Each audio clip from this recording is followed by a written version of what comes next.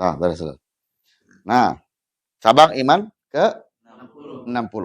Wahfid hukukil ahli wal auladi. Anfik alimahum fadak hatam. Yaitu cabang iman ke-60.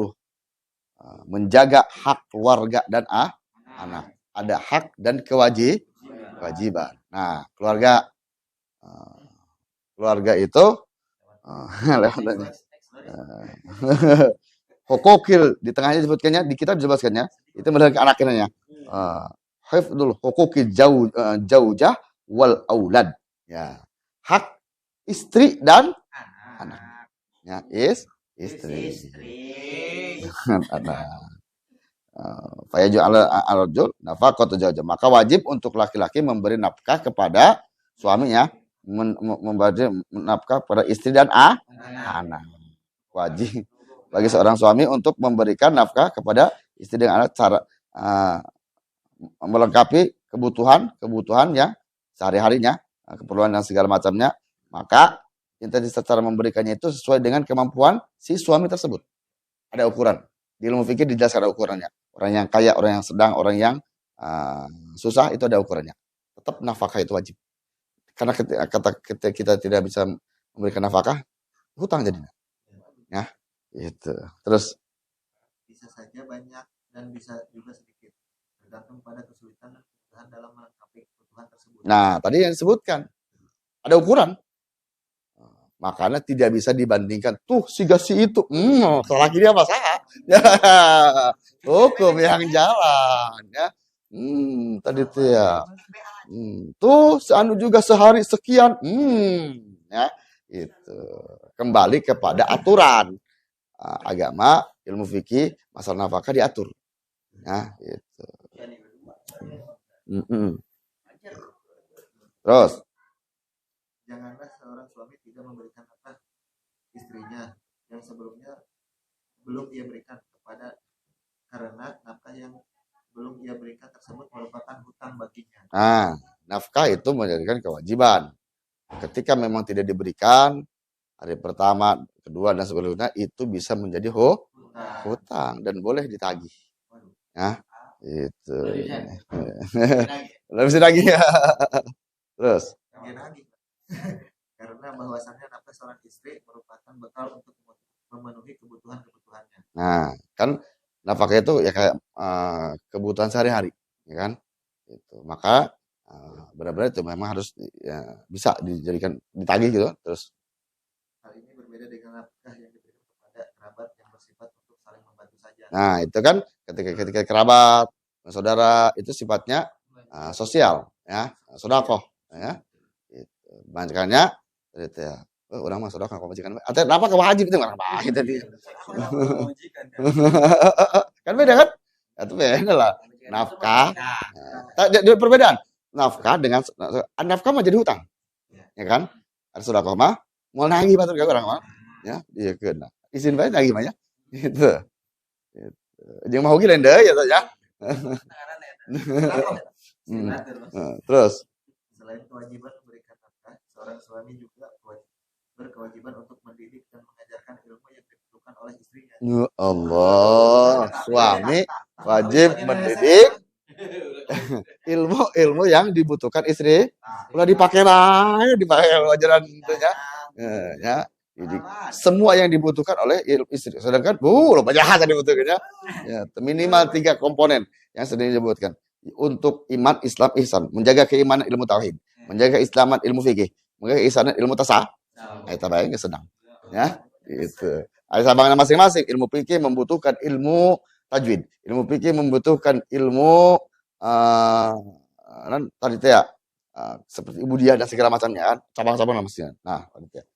Hesek geus ulah lah geus nya. Terus seperti fardu-fardu ibadah dan sunah-sunahnya seperti bersuci, salat, zakat, puasa, haji. Subhanallah. Yang wajib-wajibnya fardu-fardu diajarkan, sunah-sunahnya diajarkan, bersuci. Mana bersuci? Wudu salah satunya, istinja, terus adus. Yang fardunya diajarkan, yang sunahnya diajarkan. Sanu wajib mengajarkan. Salaki. Salaki. Ya. Sholat, ya. Itu. Terus sholat, zakat, puasa, haji dan segala macamnya. Ampun, luar biasa ya. Luar biasa. Pantesan 2 rakaat itu senilai 70 rakaat yang sudah menikah. Ya. Gitu. Banyak. Itu. Nah, al-ujrah biqadri masalah. Terus. Hal-hal yang berhubungan dengan masalah haid, menstruasi, dengan memberitahukan bahwa ketika sedang haid tidak mengapa ia meninggalkan sholat, dan hal-hal lainnya yang bersangkutan dengan hakullah. Nah, hak yang hubungan haid. Haid panjang ikat kaitannya. Salah satu ribet ngebahas haid. Ketika awal haid. Terus waktu haid. Waktunya galibnya haid. Dijelaskan. Terus istilahnya dihukumi darah keluar dan tidaknya itu haid. Ya kan? Menghukumi darah saat keluar ketika seorang istri tertidur, sedang tidur. Dihitung. Ya. Kuduan dihitung.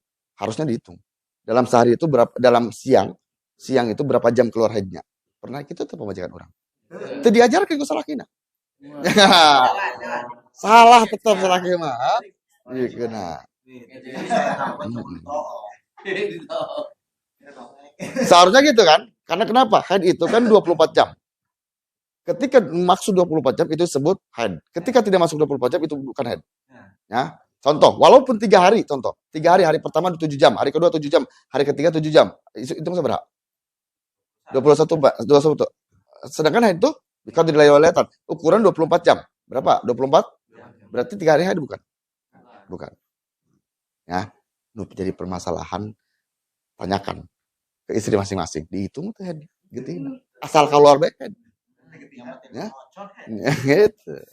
Ketika ada haid dalam arti sehari, ada yang 1 hari. Berarti total sehari semalam itu haid 24 jam. Makanya galibnya haid 6 sampai 7 hari. Ditanyakan suci nabae, iya mata dia suci can ya. Nah, yang jadi permasalahan ketika dihitung 24 jam itu kan contoh kita bisa menghitung waktu siang dan malam. Ketika siang, oke, cek. Dan softtek. Bercaknya seperti ini. Ini keluar 4 jam. Tidur. Kalau seperti itu lagi bercaknya berarti 4 jam. Sampai kayak gitu. Ya, 8 jam. 1 hari 8 jam. 8 kali tilu 24 karakin. Ya. Itu. Dan ada lagi gimana ukuran keluar dan tidak haid itu kan? Nah, itu panjang kita pernah ngajarkan. Ya, atau bab haid udah ngajarkan ya. Ada satu buku yang khusus sabar halaman kemarin ya. Sekitar 100 sekian halaman khusus menjelaskan masalah haid. Ya, kayak bahas. Iya.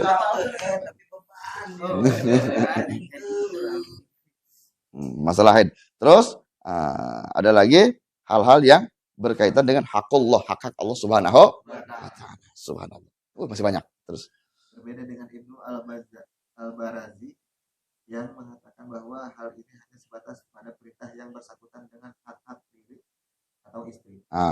Dia mengatakan yang diwajibkan itu hak-hak yang berkaitan dengan istri, ya, bukan masalah yang tadi, ya, itu hanya itiraf. Terus seperti menjaga dirinya atau istri dari laki-laki lain, menutup bagian-bagian tubuh dari pandangan laki-laki lain, yaitu bagian tubuh haram untuk dilihat. Wajib lagi memberitahukan kepada istri yaitu menutup aurat. Ya, tidak memberatkan kepada laki-laki lain mahram, menutup aurat dan segala macamnya itu kewajiban seorang laki suami. Ya, ketika istri membuka auratnya, suami tidak melarangnya, maka joinan dosana. Ya, gitu. Kan? Istri melakukan dosa, gitu. Makanya kenapa? Gitu. Laki-laki itu dituntut tanggung jawab, tidak dituntut yang karena kenapa? Laki-laki ketika mau ke surga itu pasti tanyakan mana istrimu. Bagaimana tanggung jawab dengan udah setir. Atau lain dari pasti ini ya. Ya. Karena tadi itu ya lain samin ya, bukan umatku kamu ya Allah. Terus tidak meminta bantuan laki-laki lain di luar kebutuhan. Nah, awas ya, diperhatikan.